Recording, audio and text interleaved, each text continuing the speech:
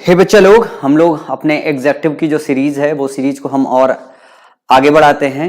लेकिन एग्जेक्टिव की सीरीज में अगर मैं बोलूं कि जो हमने लेक्चर अभी तक देखा वो आपका बेसिक बिल्डिंग ब्लॉक्स थे, एग्जेक्टिव के विषय में इंफॉर्मेशन थे।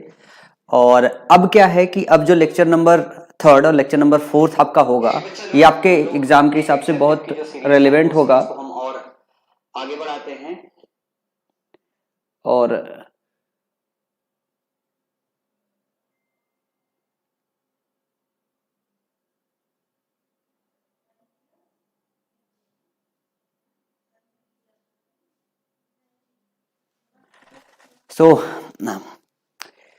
तो लेक्चर नंबर 3 मतलब आज का लेक्चर और लेक्चर नंबर 4 ये दोनों ऐसे लेक्चर होने वाले हैं जिससे आपके एग्जाम में हूबहू क्वेश्चंस मिलेंगे जो मैं आपको पढ़ाऊंगा।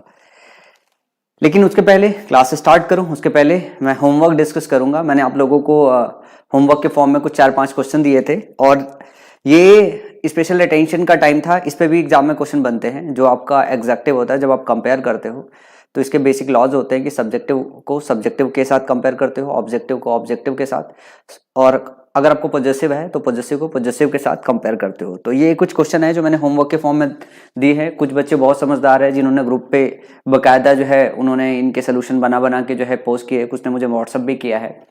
और जैसे क्लास लेने से पहले मैंने देखा 5 मिनट पहले किसी बच्चे ने होमवर्क जो है सबमिट किया है। तो आई थिंक ये अच्छी बात है कि अगर आप होमवर्क को अच्छी तरीके से कर रहे हो। अच्छा और बुरा होना, गलत होना ये अलग बात है, लेकिन एटलीस्ट आप होमवर्क ट्राई कर रहे हो। अब जैसे इस क्वेश्चन को अगर जिस बच्चे ने मजाक में लिया हो तो जब वो एग्जाम में बैठेगा तब उसे पता चलेगा कि एग्जेक्टिव से ये एक ऐसा इंपॉर्टेंट चीज था जो आपके एग्जाम में क्वेश्चन बनता है। तो चलो फटाफट इस क्वेश्चन को सॉल्व कर लेते हैं और सब लोग अपना अपना मैच करा लेंगे कि आप लोगों में से वैसे तो ज्यादातर लोगों ने ज्यादातर क्वेश्चन सही किया है। जैसे लिखा है Kiran seems more honest than him. यहाँ पे वही बेसिक सा फंडा है, कुछ नया फंडा नहीं है, सिर्फ बेसिक सा फंडा है। बेसिक से फंडे में बेसिक फंडा क्या था? बेसिक फंडे में बच्चा हमने बेसिक फंडा आपको बताया था। बेसिक फंडे में हमने आपको साफ साफ ब्रीफ किया था कि सब्जेक्टिव का सब्जेक्टिव के साथ होता है कंपैरिजन। तो आपको खास करके ये देखना होता है कि जब भी आपका ये कंपैरेटिव डिग्री होता है, कंपैरेटिव डिग्री के पहले जिसको कंपेयर किया जा रहा है, लिखा रहा है Kiran seems more honest than him. Kiran honest है और हिम ऑनेस्ट है, दोनों में से जो है कौन ज्यादा ऑनेस्ट है, यहाँ की बात हो रही है। तो जो किरण है, किरण यहाँ पे वर्ब के पहले आया है, किरण का कंपैरिजन किया जा रहा है हिम के साथ। तो एक बात ऐसे समझिए, किरण की एक क्वालिटी है ईमानदारी की, किरण की एक क्वालिटी ईमानदारी और हिम की एक क्वालिटी ईमानदारी है। किरण ज्यादा ईमानदार है हिम से।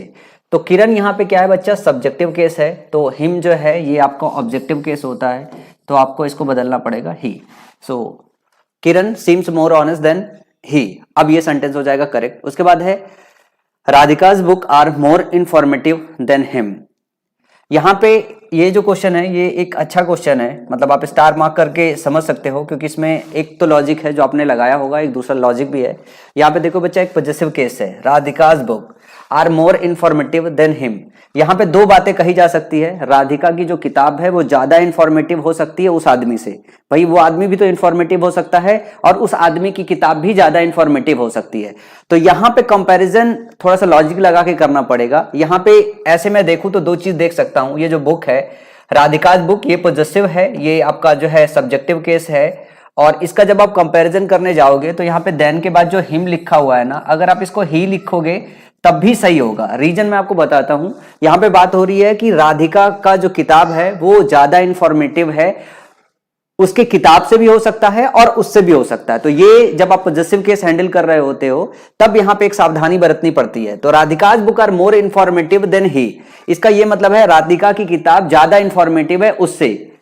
अगर हम इस सेंटेंस को ऐसे कहना चाहे और कंपेयर करना चाहे कि राधिका की का जो किताब है वो उसकी किताब से ज्यादा इंफॉर्मेटिव है, तो आप इस सेंटेंस को कैसे लिखोगे? तब इस सेंटेंस को आप कैसे लिखोगे सारे के सारे बच्चा?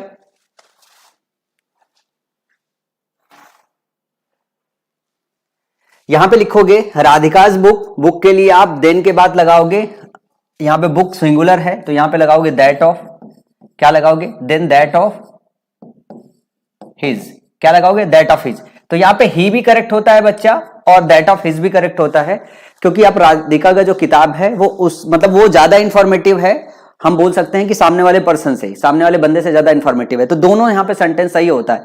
तो जो हमारा पॉजिटिव केस होता है तो उसमें थोड़ी सी सावधानी बरतनी होती है, ये देखना होता है, हर जगह ये ट्रू नहीं होता है, लेकिन अगर आप कंपेयर कर सकते हो तब ट्रू होता है।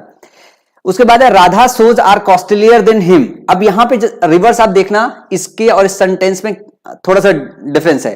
Radha shoes are costlier than him, अब राधा का जो शूज है, ठीक है, वो उससे कैसे कॉस्टलियर हो सकता है? यहां पे उसके साथ राधा के शू को कंपेयर नहीं कर सकते हो।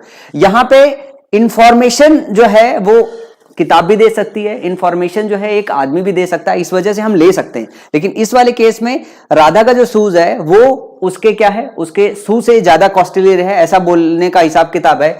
तो यहां पे शूज जो है आपका क्या है, शूज आपका जो है प्लूरल है, तो यहां पे लगाओगे दोज और फिर लगाओगे ऑफ और फिर लगाओगे हिज, ठीक है। अब इसके बाद है she loves me more than he him. यहां पे ध्यान देखिएगा कि सी लव्स मोर देन, ये जो आपका कंपैरेटिव डिग्री वाला जो सीन आता है, जो मोर और देन, जो मेन आपका सिंबल है जिससे आप पहचानते हो, मोर देन के पहले आप ऐसे भी देख सकते हो, मोर देन के पहले जो आया मी आया है, मोर देन के पहले बाद आया ही है, तो ये बच्चा ऑब्जेक्टिव केस है। क्या है ये? ऑब्जेक्टिव केस है। यहां पे आपको ऑब्जेक्टिव केस लेना पड़ेगा। क्या लेना पड़ेगा? ऑब्जेक्टिव केस लेना पड़ेगा। तो सी लव्स, वो प्यार करती है, मुझे ज्यादा प्यार करती है या उसे ज्यादा प्यार करती है, तो लव का ऑब्जेक्टिव है और दोनों ऑब्जेक्ट में ही कंपेयर हो रहा है, तो यहां पे ही नहीं लोगे, हिम लोगे। तो जिन बच्चों ने सोल्यूशन पोस्ट कर रखा है, क्वेश्चन नंबर 1 ज्यादातर बच्चों ने सही कर रखा है, सभी को समझ में आ गया था रूल। क्वेश्चन नंबर 2 भी सही कर रखा है, क्वेश्चन नंबर 3 भी सही कर रखा था, क्वेश्चन नंबर 4 भी सही कर रखा था, क्वेश्चन नंबर 5 भी ऑलमोस्ट सभी बच्चों ने सही कर रखा था। His father earns more than that of Neha's. अब यहां पे देखो वही बात है कि हिज फादर, उसका जो पिता है, वो नेहा के पिता से ज्यादा अर्न कर सकते हैं, नेहा से भी ज्यादा अर्न कर सकते हैं। तो his father earns more than that of Neha. That of, जो ऑफ है और नेहाज है, तो ऑफ और नेहाज दोनों लगाने की जरूरत नहीं है। यहां पे दैट जो है फादर को रिप्रेजेंट करेगा, ऑफ लगा दिया, इट्स ओके। तो नेहाज में अपोस्ट्रोफी एस और एक्स्ट्रा नहीं लगाओगे, देन दैट ऑफ नेहा लिख सकते हो। और दूसरी चीज है कि इसको हटा के देन नेहा लिख सकते हो डायरेक्टली। क्या लिख सकते हो? देन नेहा डायरेक्टली लिख सकते हो बच्चा लोग, ठीक है। तो उसके जो पिता है वो नेहा से भी ज्यादा अर्न कर सकते हैं, नेहा के पिता से भी ज्यादा अर्न कर सकते हैं। तो जब हमको सेंस देना होता है कि नेहा से ज्यादा है तो नेहा सीधे लिखते हैं, नेहा के पिता से लिखना होता है तो हम दैट ऑफ नेहा का इस्तेमाल करते हैं। तो इसको अगर मैं पॉजिटिव केस को अगर शॉर्ट में अगर मैं आपको बताने की कोशिश करूं तो खास करके आपको देखना होगा कि इसमें अगर सिंगुलर है, आपका क्या है, सिंगुलर है, तो दैट ऑफ का इस्तेमाल करते हो, दैट ऑफ का इस्तेमाल करते हो, फिर पॉजिटिव प्रोनाउन लगाते हो। यहां पे क्या लगाते हो? पॉजिटिव प्रोनाउन लगाते हो। या फिर अगर आपका लिविंग थिंग है, किसी का नाम है, तो डायरेक्टली नेम लिखते हो। क्या लिखते हो? डायरेक्टली नेम लिखते हो। और उसके अलावा अगर प्लूरल है, क्या है, अगर प्लूरल है तो आप क्या लिखते हो? प्लूरल, पॉजिटिव केस के सेंस में दोज ऑफ का इस्तेमाल करते हो, मोर देन के बाद दोज ऑफ का इस्तेमाल करते हो। फिर यहां पे क्या करते हो? आप लगाते हो प्रोनाउन, अगर है तो प्रोनाउन रखते हो, अगर कोई लिविंग थिंग है, किसी का नाम है, तो नेम सीधे सीधे लिखते हो। क्या लिखते हो? नेम सीधे सीधे लिखते हो। ये सेंटेंस आपका जो है करेक्ट होता है बच्चा, ठीक है।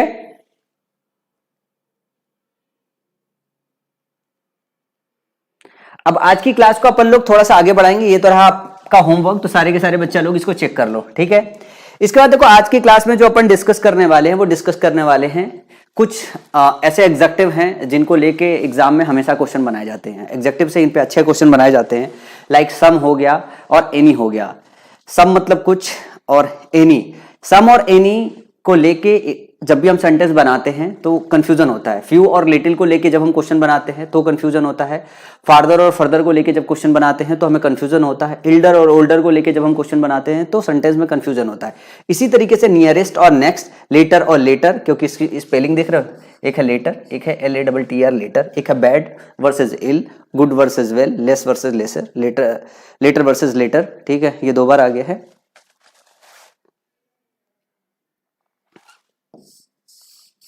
ठीक है, और फॉरमोस्ट वर्सेस फर्स्ट, ये कुछ ऐसे एग्जेक्टिव हैं जिनका यूज केस आपको बहुत प्रॉपरली अंडरस्टैंड करना है। इनका यूज केस अगर प्रॉपरली अंडरस्टैंड नहीं करोगे तो एग्जाम में इन पे क्वेश्चन बन जाता है और बहुत आसान होते हैं।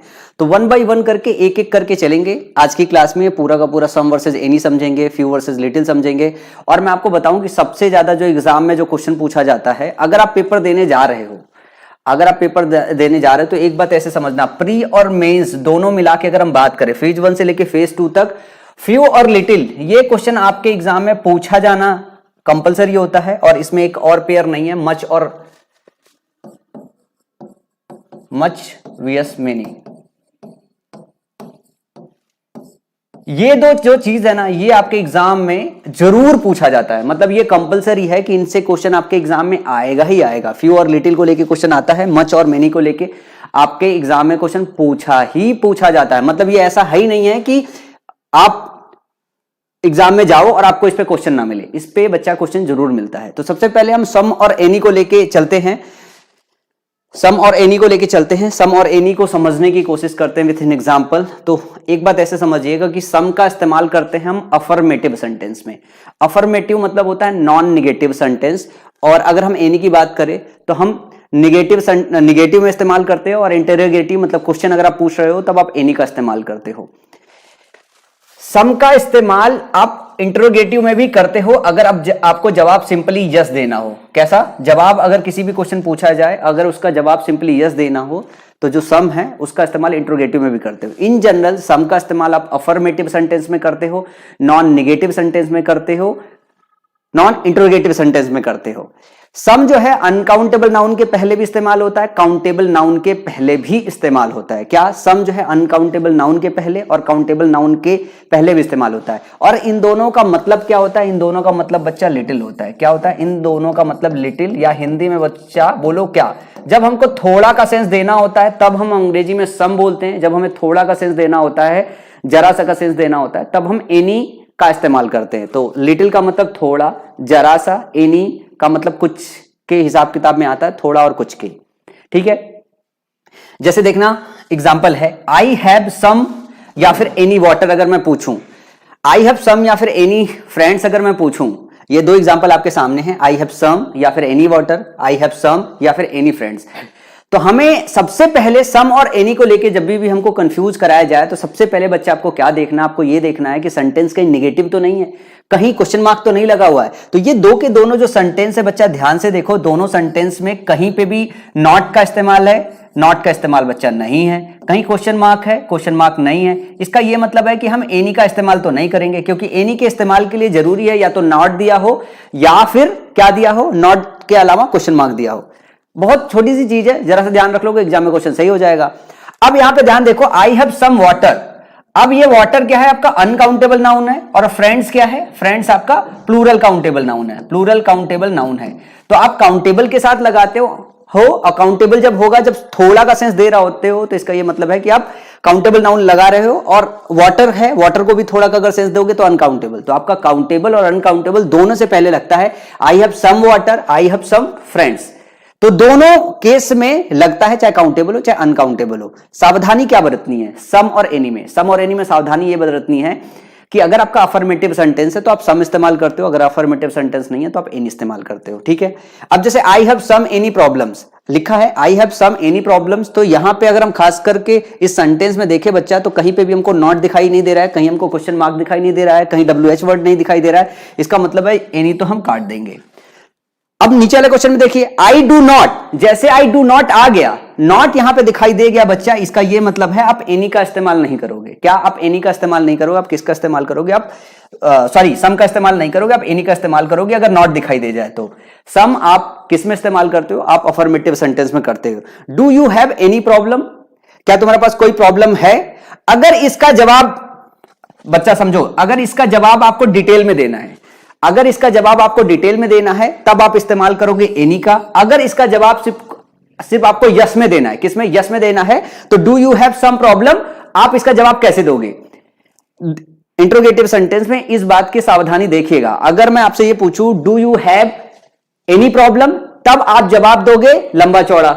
जब मैं बोलूं do you have some problem, तो आपको सिर्फ हां में जवाब देना है, हां, यस। तो जवाब जब हां में देना हो तब आप सम के साथ बना सकते हो, और अगर आपको जवाब हां में नहीं लंबा चौड़ा जवाब देना है तब आपको किस में बनाना होगा? तब आपको जो है एनी में बनाना पड़ेगा। Do you have some water, do you have some water, इसका क्या मतलब है बच्चा कि आपको जब ऐसे पूछा जा रहा है do you have some water, तो आपको सिर्फ और सिर्फ क्या बोलना है? आपको हां बोलना है, यस। तो इसका जो जवाब होगा, इसका जवाब हमेशा यस होगा। क्या होगा, इसका जवाब हमेशा यस होगा। तो सम को लगा के जब भी आप इंट्रोगेटिव सेंटेंस बनाते हो तो जवाब हमेशा आपको यस में देना होता है, अदरवाइज आप हमेशा एनी इस्तेमाल करोगे अगर जवाब आपको लंबा चौड़ा देना होता है। ठीक है, तो ये छोटी सी बात रही जो सम और एनी को लेके आपको एग्जाम में ध्यान रखना है। जब भी आपके एग्जाम में आए सम और एनी में कभी भी आपको कंफ्यूज कराने की कोशिश किया जाए तो आपको अफर्मेटिव सेंटेंस देखना है और आपको क्या करना है। अच्छा, एग्जाम में कुछ बच्चा ये सोच रहा होगा कि सर एग्जाम में अगर इंट्रोगेटिव सेंटेंस आ गया तो सम और एनी में कैसे फर्क करेंगे, नहीं करना है। आप सिंपली सम और एनी छोड़ देना, क्योंकि उसका जवाब यस में भी हो सकता है डायरेक्टली।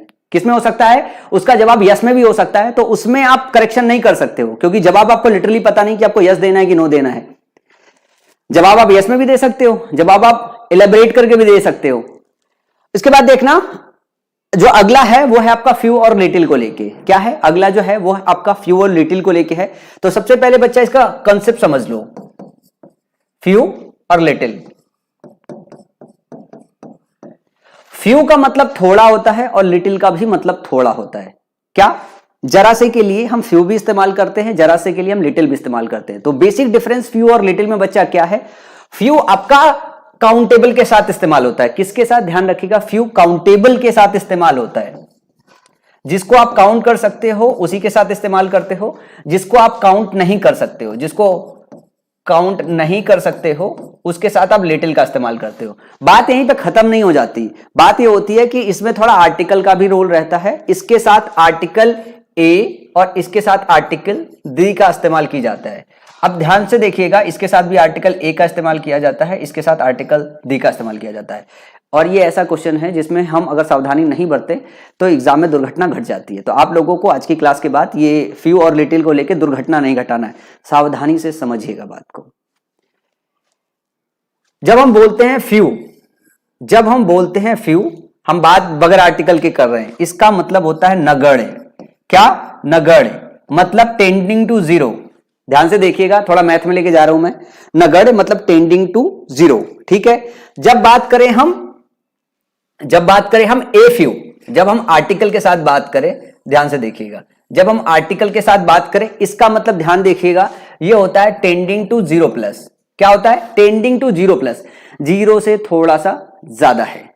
जब हम बात करें द फ्यू, ये पूरे आर्टिकल के साथ, इसके साथ, तो ध्यान से देखिएगा, इसका ये मतलब होता है कि जो हमारा ये जीरो प्लस है,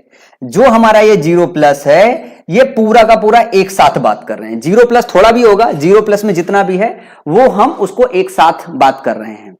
फिर से मैं रिपीट करता हूं अपनी बात को ताकि आपका ध्यान थोड़ा सा जा पाए, क्योंकि आपके सामने एग्जांपल्स है, इसमें हमें फिट करना है।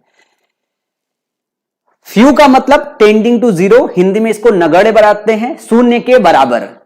जब हम बोलते हैं ए फ्यू, इसका मतलब है जीरो प्लस, जीरो से थोड़ा सा ज्यादा। जब वो बोलते हैं द फ्यू, इसका यह मतलब है, फॉर एग्जाम्पल आपके पास थोड़ा सा कोई चीज है और वो थोड़ा सा जो चीज है वो कंबाइंड रूप से अगर एक साथ आप कलेक्टिवली बात कर रहे होगे तब आप द फ्यू की बात करोगे, मतलब जीरो प्लस पूरा एक साथ यूनिट की तरह आप ट्रीट कर रहे हो उसे। अब little, a little, the little का भी मतलब यही होता है, नगण्य से थोड़ा ज्यादा, और अगर हम द लिटिल बोलते हैं तो जो नगण्य से थोड़ा ज्यादा है वो एक साथ। फ्यू का और लिटिल का इस्तेमाल सिर्फ सावधानी से करते हैं कि फ्यू काउंटेबल के साथ इस्तेमाल करते हैं, लिटिल अनकाउंटेबल के साथ इस्तेमाल करते हैं। तो चलो ये छोटे से लॉजिक को हम सेंटेंस में फिट बैठाने की कोशिश करते हैं। ये सेंटेंस आपका सुना देखा जाना होगा, कुछ बच्चों ने प्रैक्टिस भी कर रखा होगा, जिन बच्चों ने प्रैक्टिस कर रखा होगा समझ में नहीं आया होगा तो दोबारा एक बार समझ लीजिए। The doctor advise me to rest for days. अब यहां पे ध्यान से देखिएगा, डेज लिखा हुआ है, डेज का मतलब क्या हो गया, ये आपका काउंटेबल नाउन हो गया, काउंटेबल नाउन हो गया। अगर काउंटेबल नाउन है तो लिटिल इस्तेमाल करेंगे कि बच्चा फ्यू इस्तेमाल करेंगे, तो सब बच्चा बोलेंगे क्या, फ्यू बोलेंगे। क्या बोलोगे कि फ्यू का इस्तेमाल करोगे। अब यहां पे थोड़ी सी सावधानी देखिएगा, अब बात आती है कि हम फ्यू इस्तेमाल करें, ए फ्यू इस्तेमाल करें, द फ्यू इस्तेमाल करें। अब थोड़ा सेंटेंस को समझ लीजिए, the doctor advise me to rest for days. जब हमें डॉक्टर एडवाइस करेगा तो डॉक्टर कैसे एडवाइस करेगा, डॉक्टर एडवाइस करेगा आपको कि भाई नगण्य के बराबर रेस्ट कर लो। डॉक्टर ये बोलेगा कि भाई थोड़े दिनों के लिए एडवाइस कर लो, ज्यादा दिन तक मत करो लेकिन थोड़े दिनों के लिए एडवाइस कर लो। इसका यह मतलब डॉक्टर ये कह रहा है कि आप जीरो प्लस डेज के लिए रेस्ट कर लो, मतलब आप थोड़े दिनों के लिए रेस्ट कर लो, नगड़ के बराबर दिन नहीं करना है, नगड़ से प्लस में है, 0 प्लस में है, थोड़े दिन के लिए रेस्ट कर लो।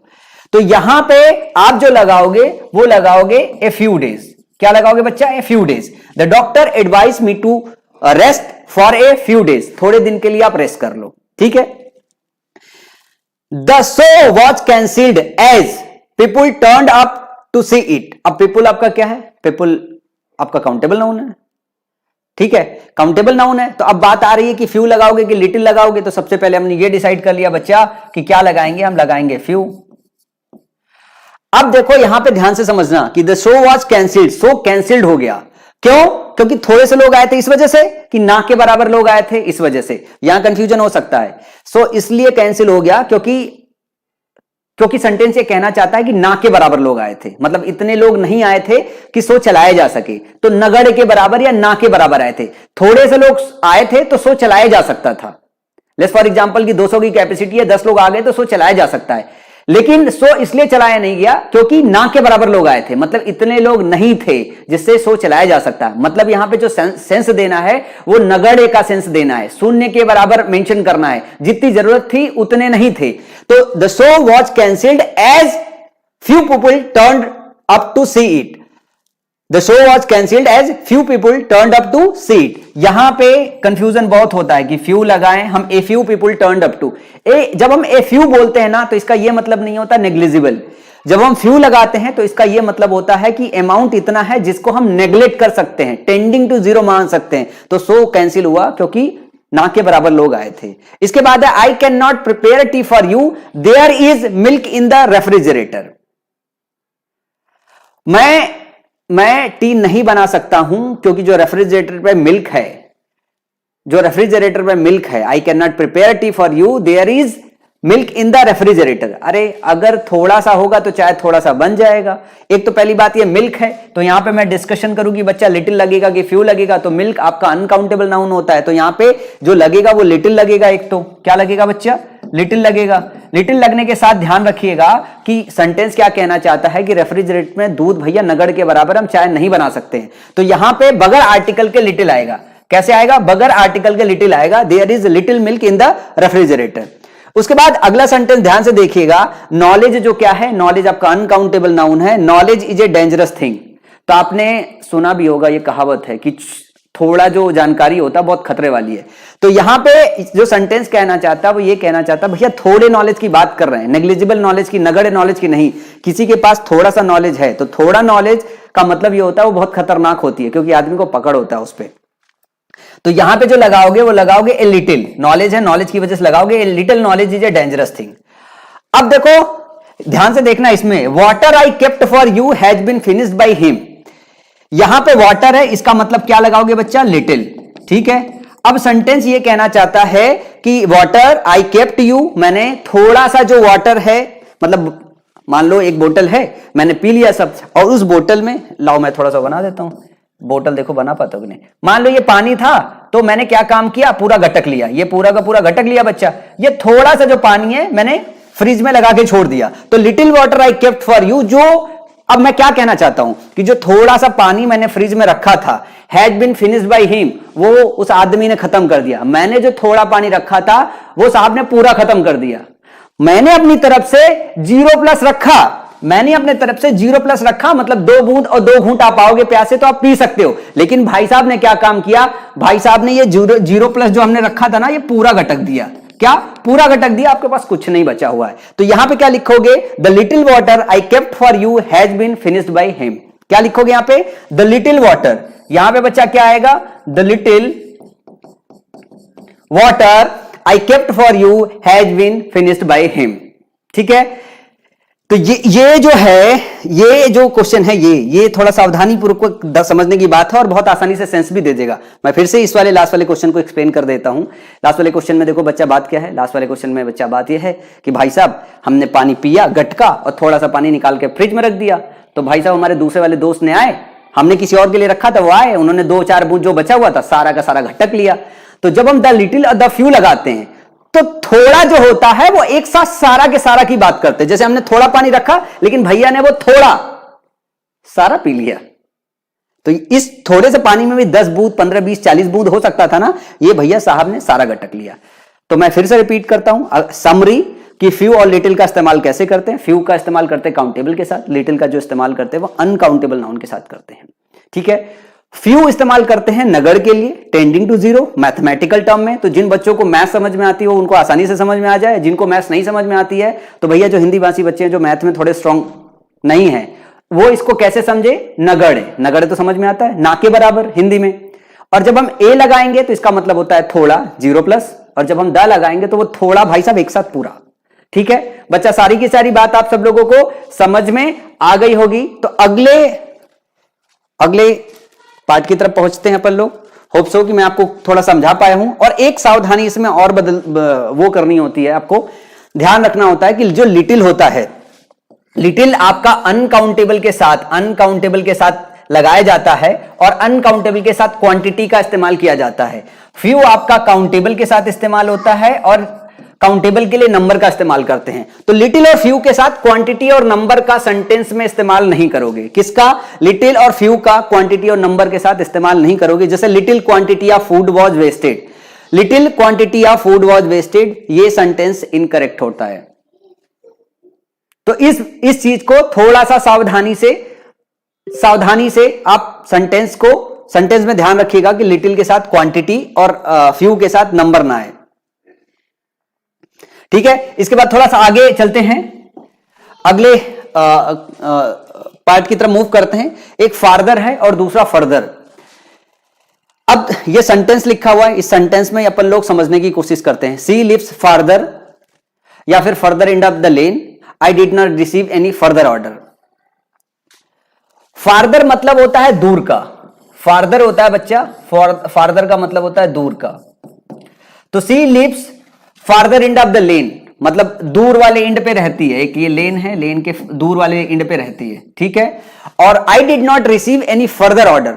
फर्दर ऑर्डर का मतलब ये होता है सब्सिक्वेंट कोई चीज, मतलब एक पहले से ऑर्डर हम रिसीव कर चुके हैं उसके बाद दूसरा। तो एक के बाद दूसरे के लिए फर्दर इस्तेमाल करते हैं और जो फार्दर इस्तेमाल करते हैं वो दूर के लिए इस्तेमाल करते हैं। तो एक के बाद दूसरा वो फर्दर होता है। और अगर मैं डिस्टेंस में दूर की बात करूं, बेसिकली ये डिस्टेंस को रिप्रेजेंट करता है एक तरीके से दूर वाले एंड पे, और ये काइंड ऑफ नेक्स्ट चीज को रिप्रेजेंट करता है कि एक चीज हो चुकी है, दूसरी वाली चीज की बात कर रहे हैं। तो सी लिव्स फार्दर और I did not receive any further order. तो फार्दर और फर्दर में बेसिक जो डिफरेंस होता है बच्चा, यही डिफरेंस होता है। ठीक है, और स्पेलिंग याद रखिएगा, इसको फार्दर और इसको फर्दर पढ़ते हैं ऐसे ही भाई, प्रोनाउंसिएशन हम ऐसे ही याद रख के आ पाए हैं। चलो, फार्दर आपका एडवर्ब और एडजेक्टिव दोनों की तरह इस्तेमाल होता है। इसका मतलब होता है एट और टू ए ग्रेटर डिस्टेंस और मोर एडवांस पॉइंट, मतलब दूर के पॉइंट पे, ग्रेटर डिस्टेंस पे। फर्दर ये एडवर्ब और एडजेक्टिव दोनों की तरह इस्तेमाल होता है, टू ए ग्रेटर डिग्री और एक्सटेंड। और बेसिकली जो फर्दर है ये डिग्री के लिए इस्तेमाल होता है, ये एक्सटेंड के लिए इस्तेमाल होता है। और जो आपका फार्दर है ये दूरी के सेंस में इस्तेमाल होता है।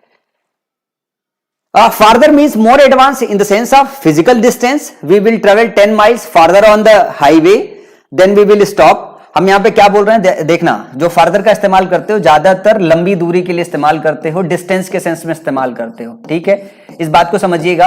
ठीक है, सिर्फ एग्जांपल को ध्यान दीजिएगा, स्टेटमेंट क्या लिखा मैं दे दूंगा, एक बार चाहो तो आप रीड कर लेना। We will travel 10 miles farther on the highway. Highway पे 10 जो है माइल दूर जो है दूर तक हम टहलेंगे, देन वी विल स्टॉप, फिर हम रुक जाएंगे। तो जो फार्दर है वो दूरी को रिप्रेजेंट कर रहा है बेसिकली। और जैसे है how much farther to New York dad, New York और कितनी दूर है, एग्जांपल अगर और देखना चाहो तो the farther north we go the colder it's get, जितना हम जो है नॉर्थ में आगे जाएंगे उतना ही कोल्ड होता जाएगा। Further means distance in the sense of non physical metaphorical distance से छोड़ दो। We will go no further with this conversation, हम इस कन्वर्सेशन के साथ और आगे नहीं जा सकते हैं। कहने का मतलब हम कन्वर्सेशन कर रहे हैं, इस कन्वर्सेशन के आगे और हम नहीं बढ़ सकते। तो यहां पे फर्दर जो रिप्रेजेंट कर रहा है बच्चा, वो डिग्री को रिप्रेजेंट कर रहा है, एक्सटेंड को रिप्रेजेंट कर रहा है। तो इसको याद कैसे रखोगे, इसको याद करते वक्त आपको ध्यान रखना होता है कि जब भी आप फार्दर, फार मतलब आप इसको ऐसे याद रख लो, बहुत आसान होगा आपके लिए। फार मतलब दूर, फार मतलब दूर होता है। तो जब फार्दर होगा ये वाले फार से याद रखो कि स्पेलिंग में फार आया है, फार का मतलब दूर, तो फार्दर को दूर के सेंस में इस्तेमाल करोगे, और अगर आपकी डिग्री और एक्सटेंड की बात हो रही है तो आप फर्दर का इस्तेमाल करोगे। The family plunged further into depth that year. अब जो फैमिली है पहले से डेप्थ में फंसी हुई थी और डेप्थ में फंस गई, तो यहां पे दूरी की बात नहीं हो रही है, डिग्री की बात हो रही कि और ग्रेविटी इंक्रीज हो गई। I would like to go a little further into the details tomorrow, मतलब मैं थोड़ा डिटेल ले रहा हूं, कल मैं इसके डिटेल में और घुसूंगा, मतलब मैं थोड़ा और एक्सटेंट में आगे हद तक बढ़ूंगा। तो जब आप फर्दर इस्तेमाल करते हो तो आप बात करते हो डिग्री या फिर एक्सटेंट की। किसकी? डिग्री या फिर एक्सटेंट की। यहां पे डिस्टेंस की बात नहीं कर रहे होते, यहां पे दूरी की इस्तेमाल नहीं करते हो। तो इसको याद करने के लिए मिमोनिक जो मेरे हिसाब से आप बना सकते हो, यही बना सकते हो बच्चा कि फॉर, जो मैंने बताया आपको, फॉर दूरी को रिप्रेजेंट कर रहा है, फॉर्दर मतलब दूरी, और अगर दूरी का सेंस ना मिल रहा हो, डिग्री या एक्सटेंट का सेंस मिल रहा हो, तो आप किसका इस्तेमाल करोगे? फर्दर का इस्तेमाल करोगे। होप सो बच्चा सभी को समझ में आ रहा होगा। एक आध सेकेंड का रेस्ट ले लो, क्योंकि माइंड कई बार क्या होता है, माइंड कई बार आपका एक साथ पढ़ते पढ़ते उड़ने लगता है।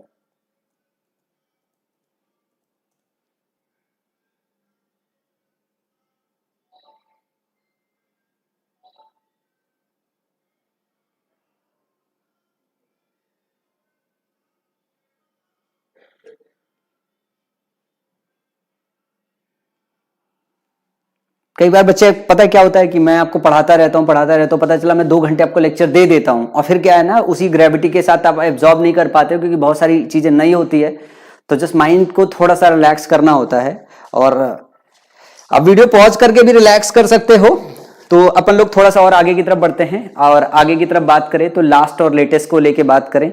ये सबसे सिंपल है, मुझे नहीं लगता कि इससे ज्यादा सिंपल कुछ और हो सकता है। लास्ट मतलब फर्स्ट लास्ट होता है ना, पहला और आखिरी, ठीक है।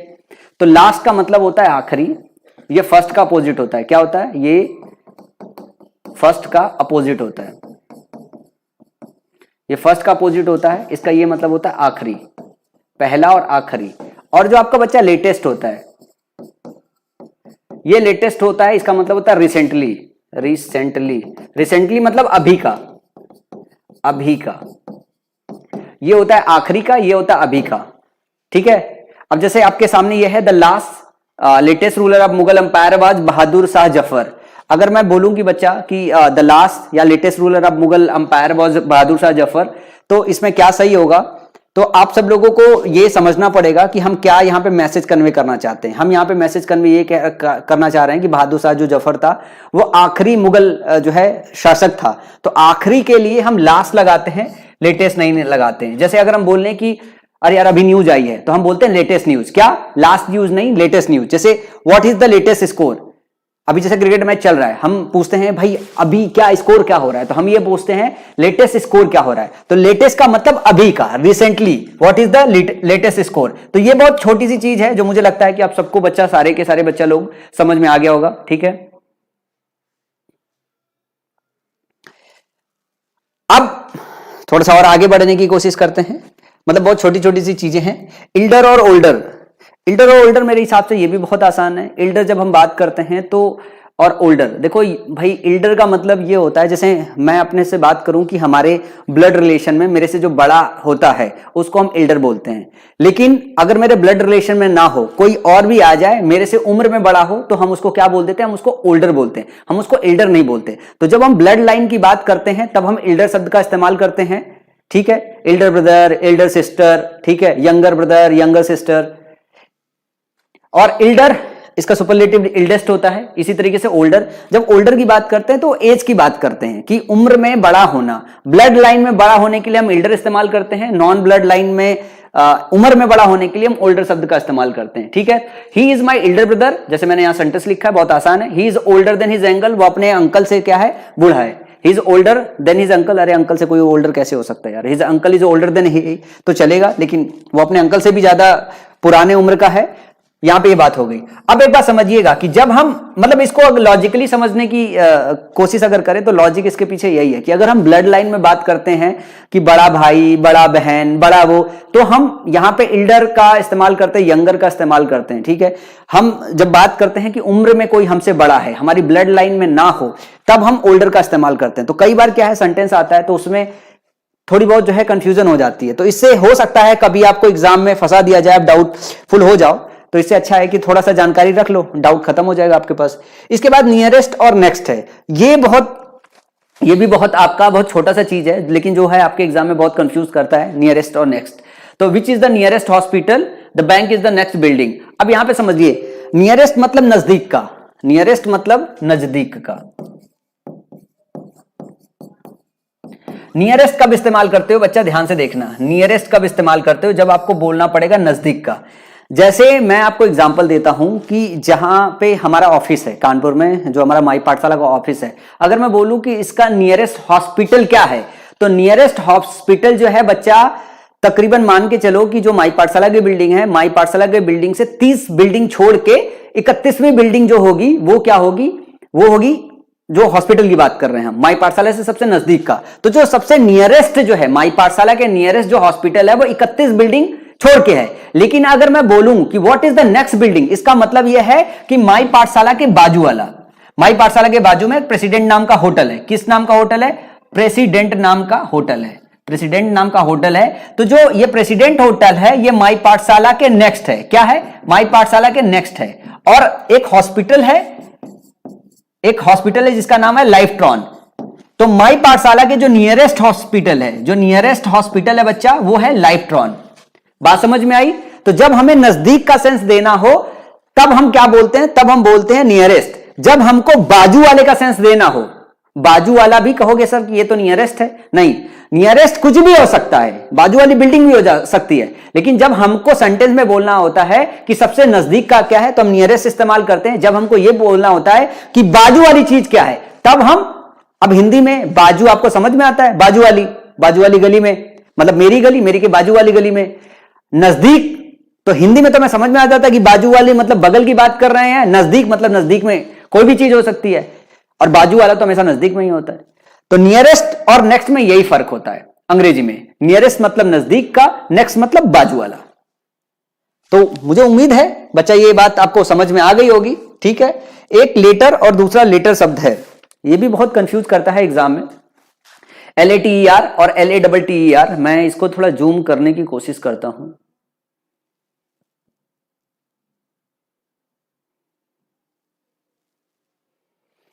होप सो सबको दिखाई दे रहा हो, क्योंकि ये मतलब बोल्ड नहीं है, तो मैं एक्सप्लेन करता चलूंगा सेंटेंस थोड़ा सा पढ़ पढ़ के आपको कायदे से।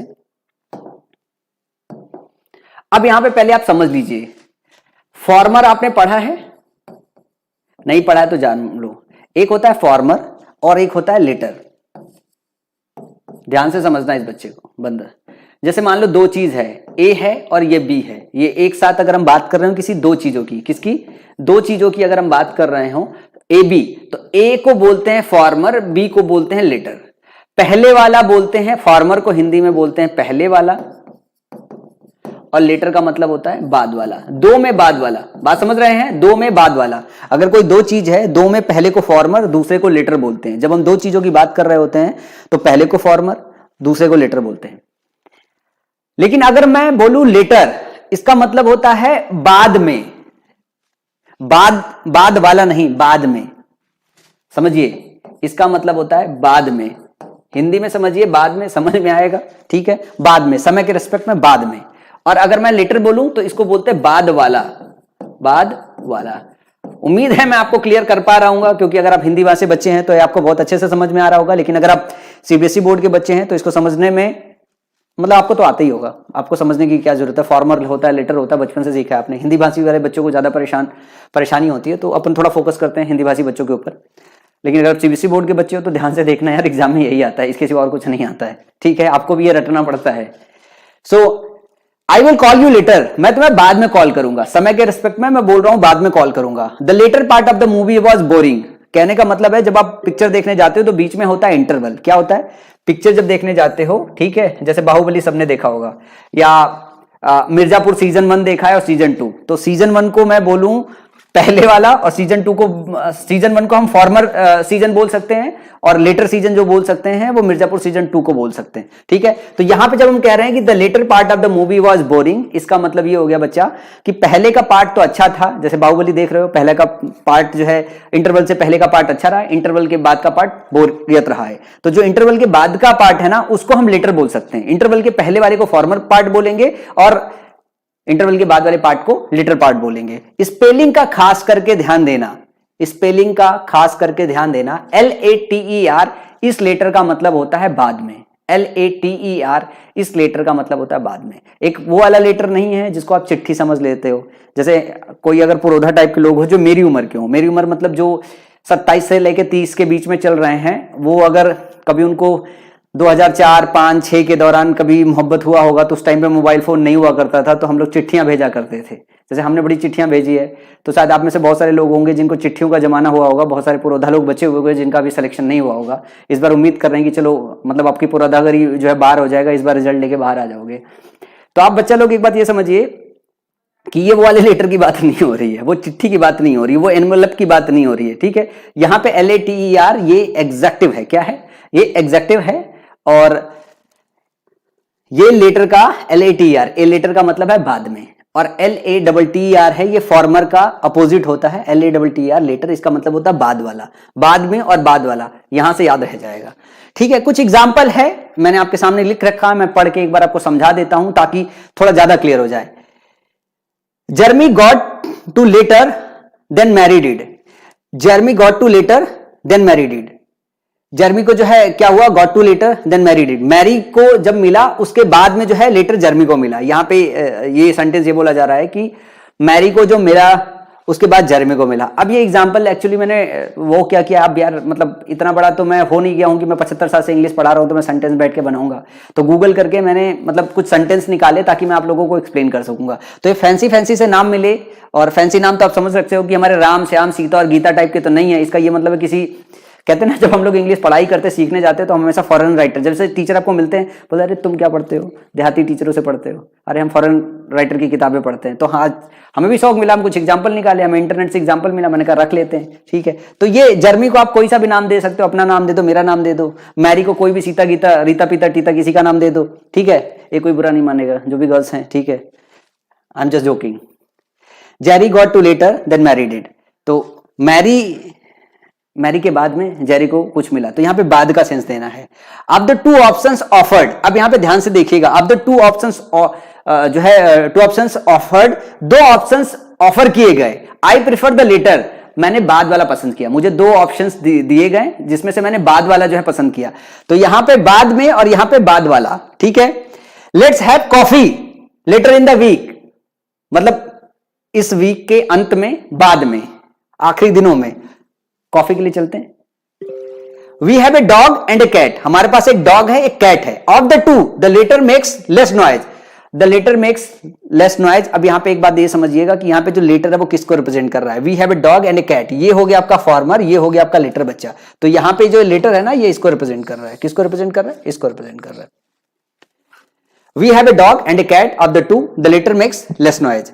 Carry plans to shop for a dress later this afternoon, जो कैरी है वो प्लान्स टू शॉप, वो प्लान कर रही है भाई खरीदने के लिए, मतलब देर शाम को, बाद में, यहां पे क्या सेंस है, बाद में। She had the option of silk और लेस ट्रिम, यहां पे देखो सिल्क और लेस दो चीजों की बात हो गई, इसका ये मतलब है कि क्या इस्तेमाल करोगे, लेटर, LATTER वाला, तो सी चूज द लेटर, तो उसने क्या है, सिल्क नहीं चूज किया, लेस चूज किया, ठीक है। During daylight savings time it gets dark later at night, मतलब अरे डार्क हो जाता है लेट नाइट को, तो यहां पे बाद का सेंस देना है, बाद वाले का नहीं। अब the first two habit movies, sorry habit नहीं हॉबिट, देखा है किसी ने, इसके 3-4 पार्ट आए यार, लिटरली बड़ा मजेदार है, ठीक है।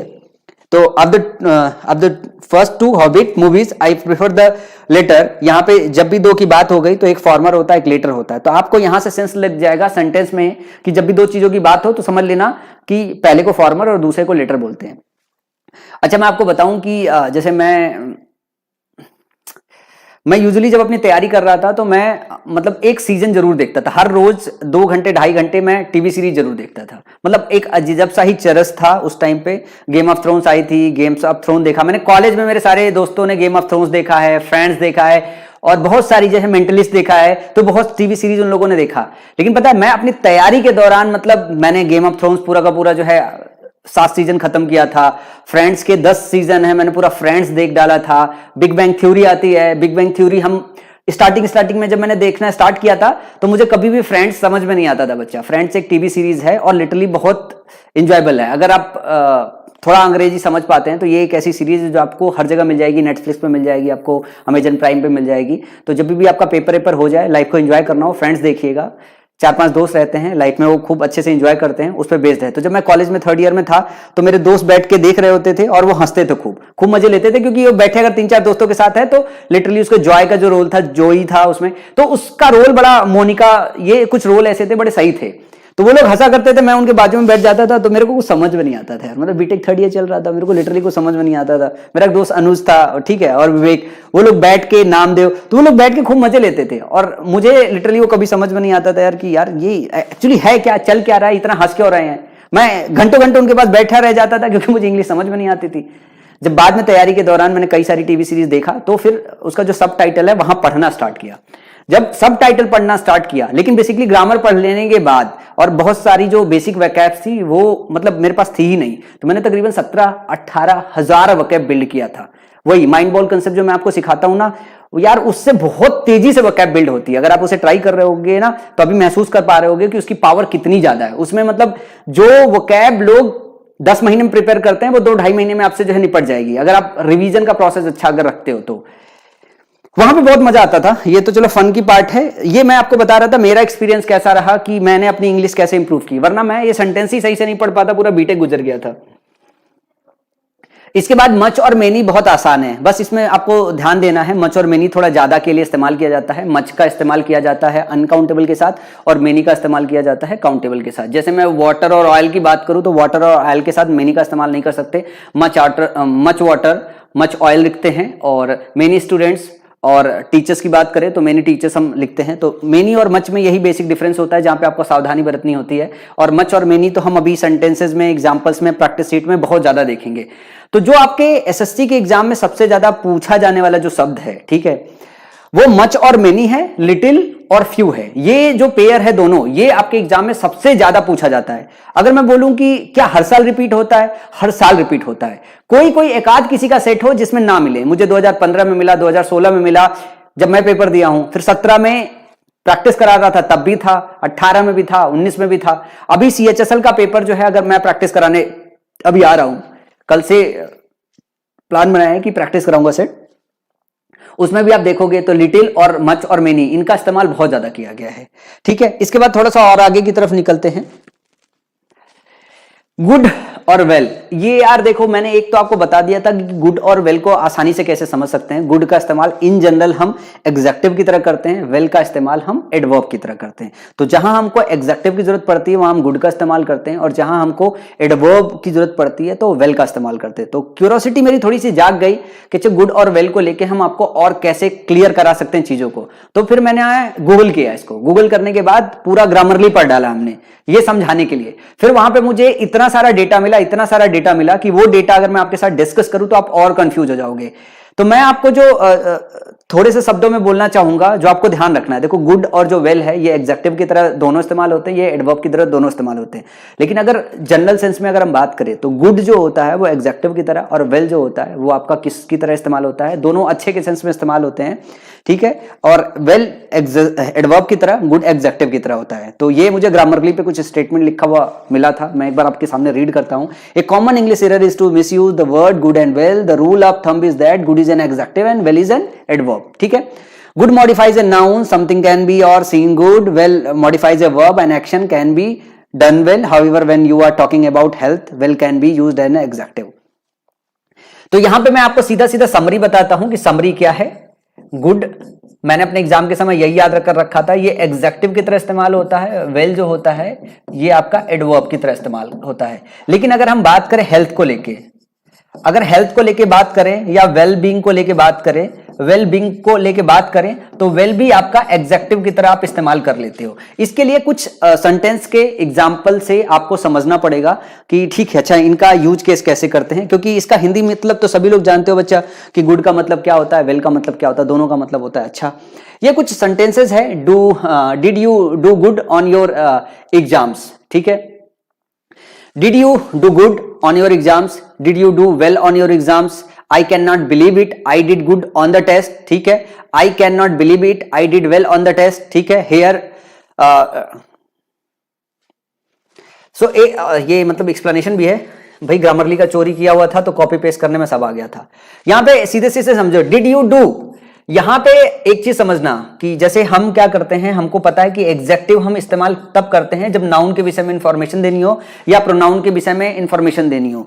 जब एक्शन के विषय में इंफॉर्मेशन देना हो, एक्शन मतलब वर्ब, एक्शन बच्चा मतलब वर्ब, जब एडवर्ब का टॉपिक पढ़ोगे तो उसमें आपको पता चलेगा कि आपको क्या करना होता है। जब वर्ब के विषय में इंफॉर्मेशन देते हो, एग्जेक्टिव के विषय में इंफॉर्मेशन देते हो तो क्या करते हो, तब ऐसे केसेस में एडवर्ब का इस्तेमाल करते हो। तो वर्ब के विषय में अगर देना हो तो एडवर्ब का इस्तेमाल करते हो। इन सेंटेंसेस को आपको खास करके ध्यान से देखना है, ये आपके एग्जाम में आता है। Did you do good on your exam, क्या तुमने एग्जाम में अच्छा किया। तो यहां पे जो गुड है ना, वो यू के विषय में इंफॉर्मेशन नहीं दे रहा है, करना, कैसा किया, कैसा किया उसने एग्जाम कैसा किया, तो ये एक्शन को मॉडिफाई कर रहा है। Did you do good on your exam, क्या तुमने एग्जाम में अच्छा किया। तो कैसा किया, अच्छा किया। तो जब अच्छा करने की बात हो तो यहां पे वर्ब मॉडिफाई किया जा रहा है। तो जब वर्ब मॉडिफाई करते हो तो आपको एडवर्ब चाहिए होता है, एग्जेक्टिव नहीं चाहिए होता है। तो जो गुड का यूज केस है यहां पे वो गलत है बच्चा। यहां पे क्या चाहिए आपको, वेल चाहिए।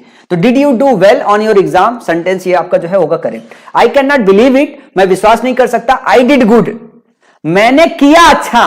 तो जो मैंने कैसा किया, मैंने अच्छा किया। तो ये जो मेरा करना, जो मेरा एक्शन है ना, ये गुड, ये उसके विषय में इंफॉर्मेशन बता रहा है कि मेरा जो एक्शन है वो कैसा रहा, मेरा एक्शन अच्छा रहा। तो ये जो गुड है ना, I did well, I did well on the test. तो जो करेक्ट यूज होगा इसका वो गुड की जगह वेल होगा। ये आपके एग्जाम में पूछा जा सकता है। यहां आपको थोड़ी सी सावधानी बरतनी पड़ेगी बस, ठीक है। I can not believe it, I did well on the test. तो सेंटेंस नंबर 4 और सेंटेंस नंबर 2 जो है वो है करेक्ट, ठीक है। दिस इज वेल लश गाना, ये कुछ नाम है लसगाना जो भी है। यहां पे ध्यान देना कि this is well lasagna, this is good lasagna. This is ये है लसगाना। तो यहां पे ये जो है, मुझे नहीं पता कौन सा फैंसी सा नाम है, इसके पहले गुड इस्तेमाल हुआ है, इसके पहले वेल इस्तेमाल हुआ है, ठीक है। अब अगर हम जो एक्शन होता है हमारा, एक्शन को अगर मॉडिफाई करना हो कि मैं कोई एक्शन अच्छे से कर रहा हूं तो हम वेल का इस्तेमाल करते हैं।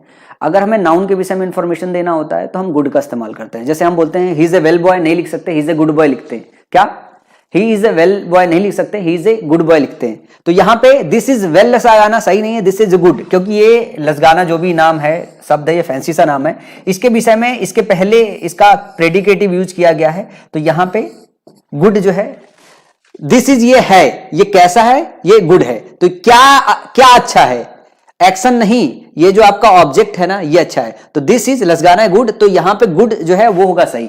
ये थोड़ा फैंसी सा एग्जांपल है लेकिन आपको समझ में आ जाएगा और जब भी एग्जाम में आएगा ये बहुत आसान सा रहता है।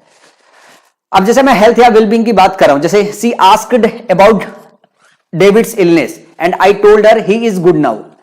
यहां पे हो रहा है she asked about David illness, उसने पूछा डेविड के इलनेस को लेके, एंड आई टोल्ड हर, और मैंने उसे बचाया, ही is good now. He is good वो है, यहां पे ध्यान कि वो है, वो कैसा है, ही इज गुड नाउ। तो he is good now correct नहीं होगा, he is well now correct होगा। क्या होगा, he is well now correct होगा। जब हेल्थ को लेके बात करते हो तब आप वेल का इस्तेमाल करते हो, ठीक है।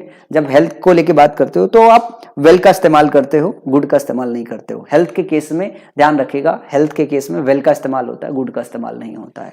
तो ये बहुत छोटी छोटी सी चीज है। वैसे इसका जो एक्सप्लेनेशन है वो मैं थोड़ा ज्यादा लेके आया था, इसकी आपको लिटरली जरूरत नहीं थी, और बैड और इल को लेके मैं ज्यादा एक्सप्लेनेशन लेके नहीं आया हूं, लेकिन इसके कुछ मतलब समझ लीजिए। एग्जाम में आता नहीं है, एग्जाम में आपको बस ये ध्यान रखना है कि जब भी आप इल की बात करोगे तो जनरली इसको एडवर्ब की तरह इस्तेमाल करोगे, और बैड का जब इस्तेमाल करोगे तब एग्जेक्टिव की तरह इस्तेमाल करोगे। ये जनरल इसका यूज केस है।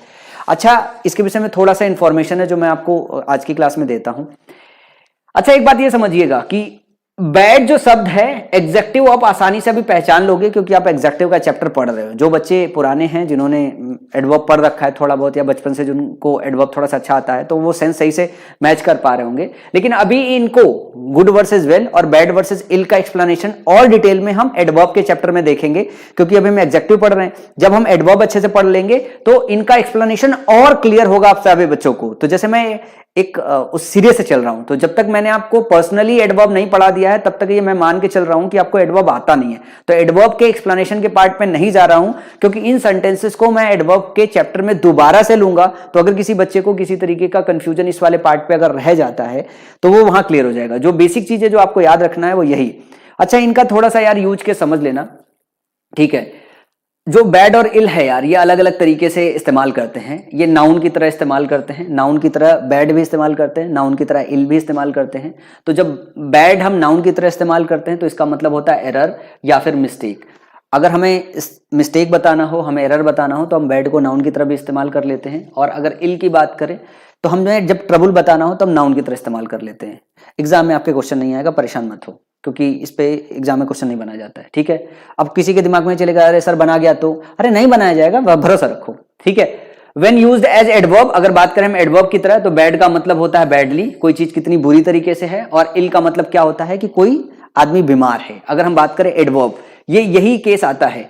एग्जेक्टिव जो इस्तेमाल किया जाता है वो बैड आपके एग्जाम में आता है एग्जेक्टिव, और जो एडवर्ब आता है वो इल, ये आता है। ये दोनों आपस में एडवर्ब में कंफ्यूज नहीं कराया जाता है। तो when used as adjective, bad means unfavourable.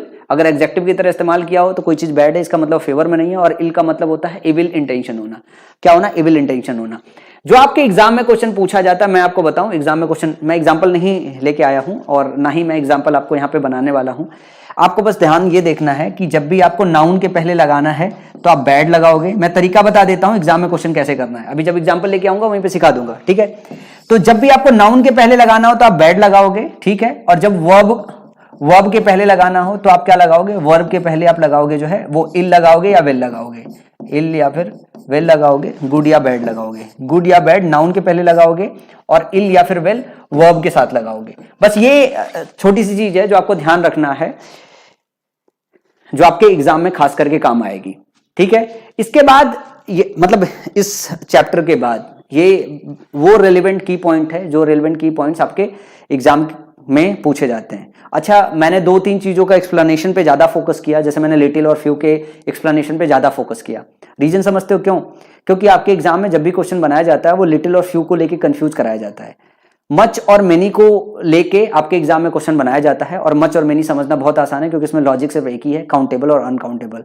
बाकी रेस्ट ऑफ द जो चीजें हैं उनकी आपको बस थोड़ी सी नॉलेज होनी चाहिए, ताकि अगर किसी सेंटेंस में आपको कंफ्यूज कराया जाए तो आप सेंटेंस को करेक्ट कर ले जाओ। तो ये ऐसे एग्जेक्टिव्स है, ऐसे कई सारे और एग्जेक्टिव्स हैं जिनको लेके बहुत कंफ्यूजन होता है, लेकिन वो अथाह संसार आपको नहीं पढ़ना है, वरना आपकी पूरी जिंदगी सिर्फ एग्जेक्टिव का चैप्टर पढ़ते पढ़ते ही निकल जाएगी। एक चैप्टर पूरा सही से आप पढ़ाई नहीं कर सकते हो अगर पूरे साल भर आप सही से पढ़ते रहो, ग्रामर इतना बड़ा होता है।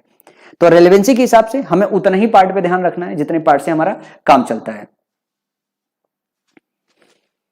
एक बच्चा यूट्यूब पे पूछ रहा है सर का नाम क्या है, कसम से यार बेइज्जती की हद होती है।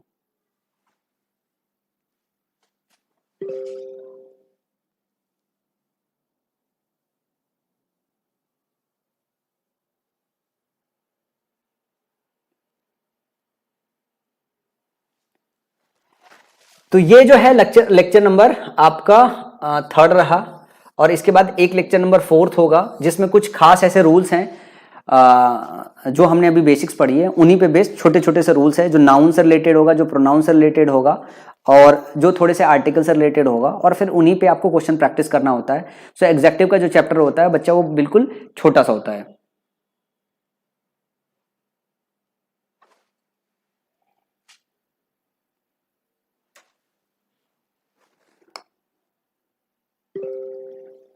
सो बच्चा लोग, मेरा जो फोन है, फोन जो है ऑफ हो गया है, और मेरा लैपटॉप भी अभी ऑफ हो गया है, ठीक है। तो जस्ट गिव मी ए सेकेंड कि मैं इसको चार्जिंग में लगाता हूँ। फिर जो है अपन लोग क्या करने वाले हैं, अपन लोग CHSL की प्रैक्टिस करना स्टार्ट करने वाले हैं। तो आप लोग मुझे बताएंगे CHSL की प्रैक्टिस किसको किसको चाहिए होगा, ठीक है। जस्ट गिव मी ए सेकेंड, मैं थोड़ा चार्जर लगा लूँ।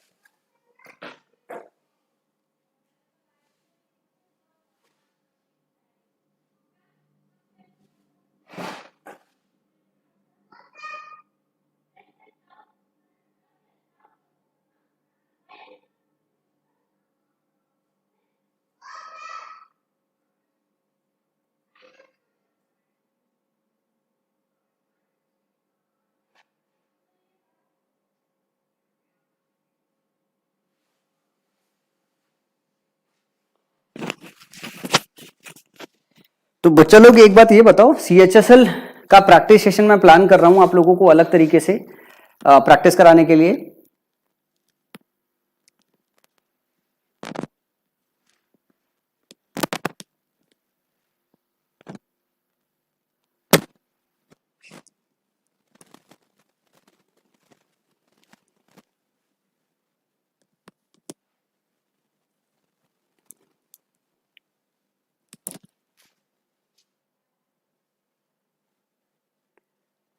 अच्छा, यूट्यूब पे एक प्राची नाम की बच्ची है, और ये मैं पक्का बता रहा हूँ, ये बच्ची नहीं बच्चा है, ठीक है। शैतानी बहुत कर रही है, और कर रही है कि कर रहा है बोले हम।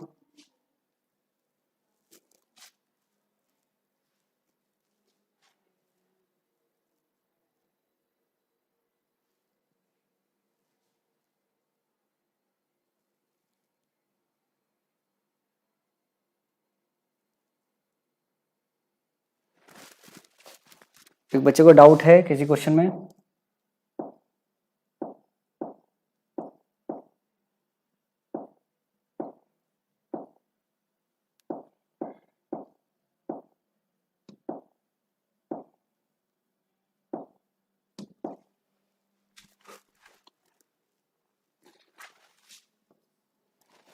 टाइपो एरर था बच्चा, बुक्स होगा।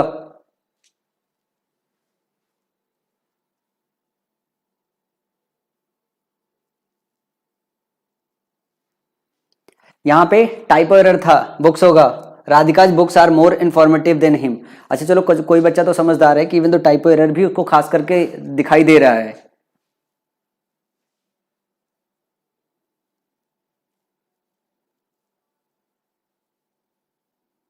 लय शर्मा, आई थिंक कि आपको ये समझ में आ गया है, ठीक है।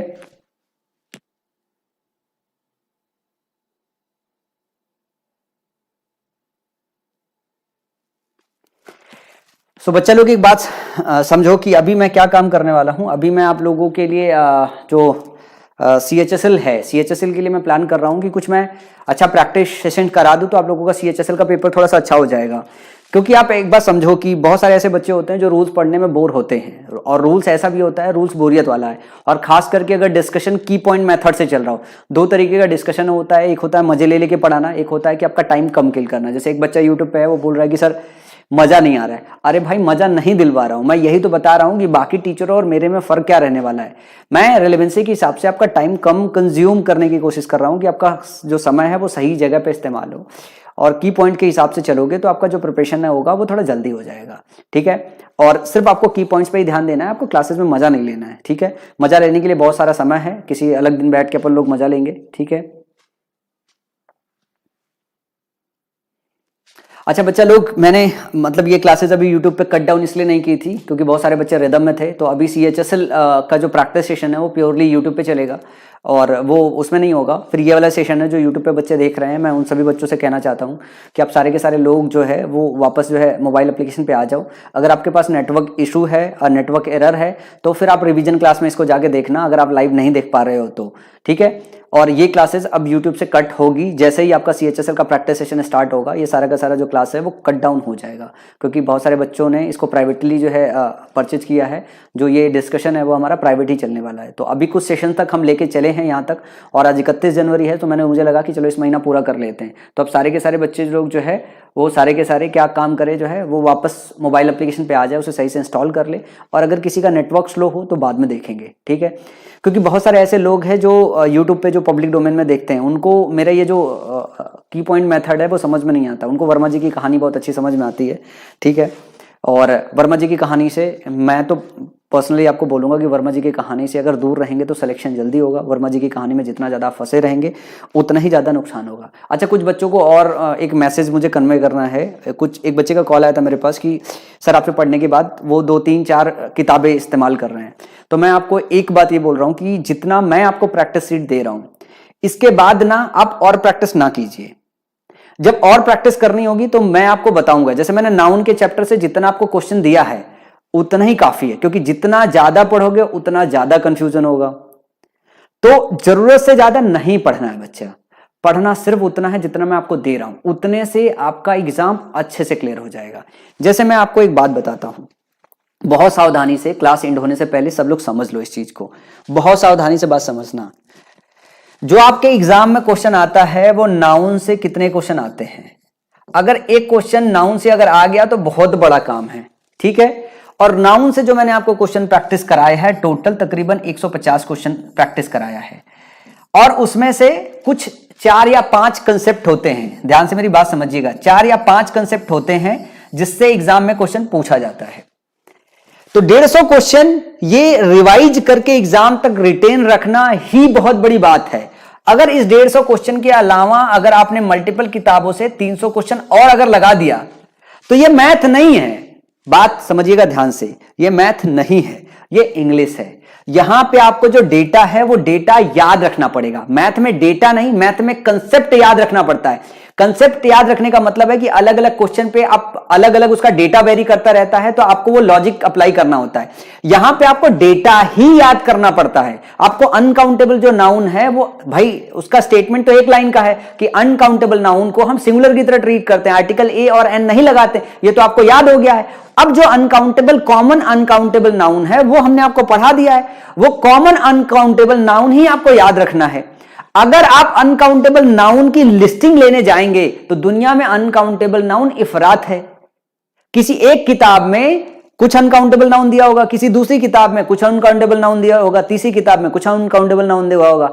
उन सबको याद करते करते आप हो जाओगे परेशान। आपको लगेगा कि आप ज्यादा प्रैक्टिस कर रहे हो, लेकिन वहीं पे आप एग्जाम से होते हो आउट।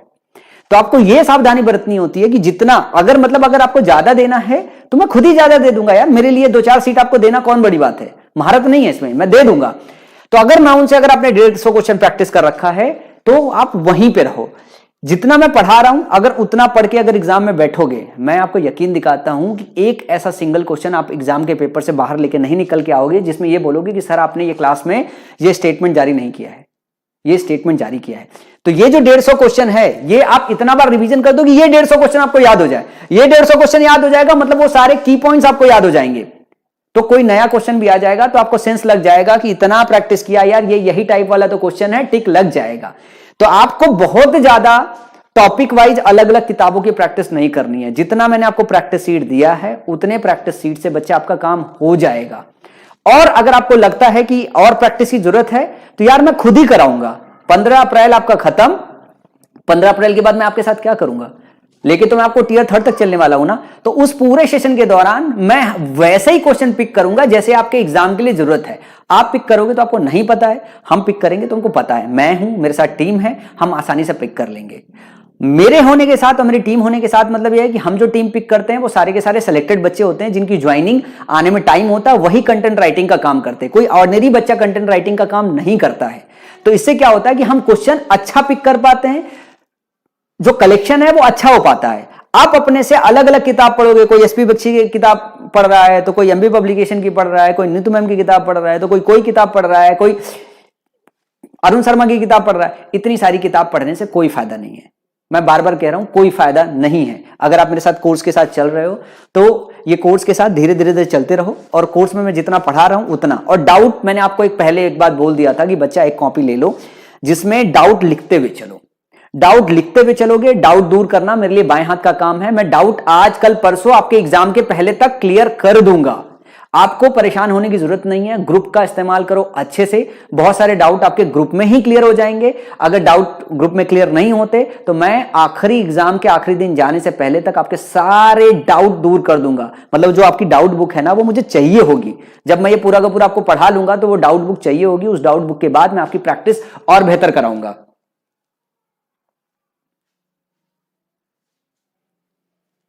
ठीक है बच्चा लोग, तो ये सेशन आज का यही एंड करते हैं। फिक्स प्रीपोजिशन की जो क्लास है वो कल अपन रखेंगे, आज नहीं रखेंगे क्योंकि संडे है। तो संडे पूरा का पूरा जो ऑफिस स्टाफ है वो ऑफिस स्टाफ नहीं रहता है।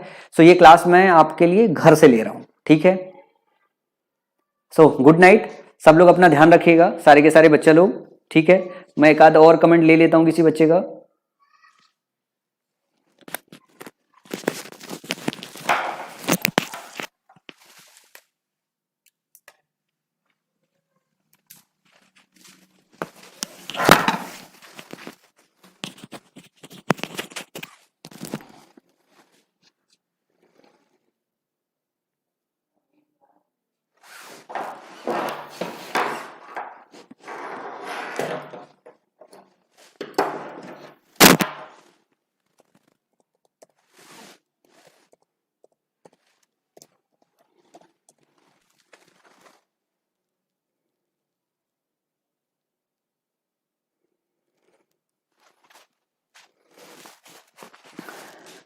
सो विक्की कुमार, जितेंद्र, अमन जायसवाल, कोई सवाल है आपका?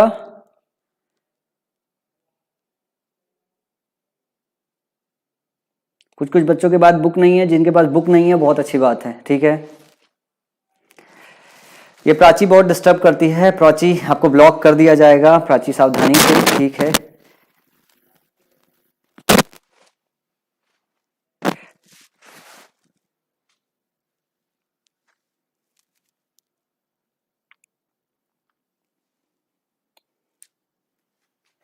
अच्छा, जो पीडीएफ्स वगैरह अभी नहीं पहुंची है तो कल मैं मंडे को पहुंच के सबसे पहले ये ध्यान दूंगा कि हर चीज की पीडीएफ और हर क्लास प्रॉपर तरीके से अलाइन हो, ठीक है। कोई और कोई सवाल बच्चा? तो आज संडे है, आज के दिन आप पूछ सकते हो। और मैं अब ये कोशिश करूंगा कि एक पूरा चैप्टर एक साथ पढ़ा के फिर रिवीजन और रेस्ट डे रखूं मैं।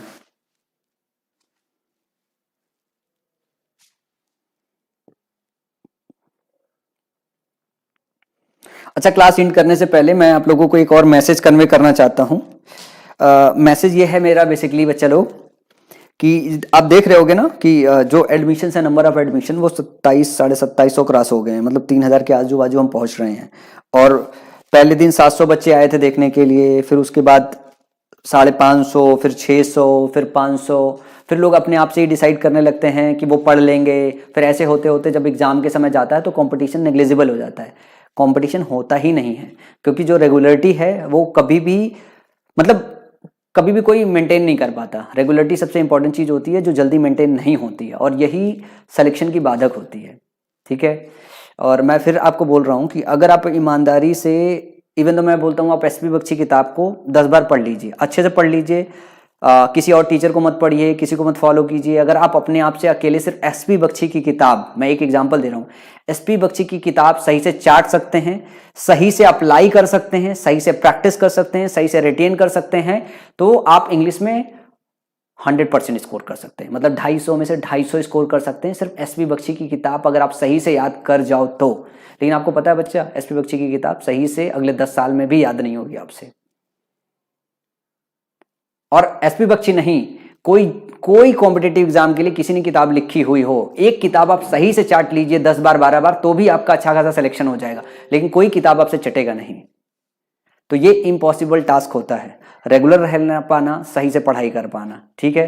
तो सारे के सारे बच्चे लोग रेगुलर रहेंगे, मैं बार बार सभी लोगों से रिक्वेस्ट कर रहा हूं, ठीक है। लास्ट टाइम मैंने 300 बच्चों को बाहर निकाला है, अभी कुछ और बच्चे और बाहर होंगे अगर वो रेगुलर नहीं रहते हैं तो।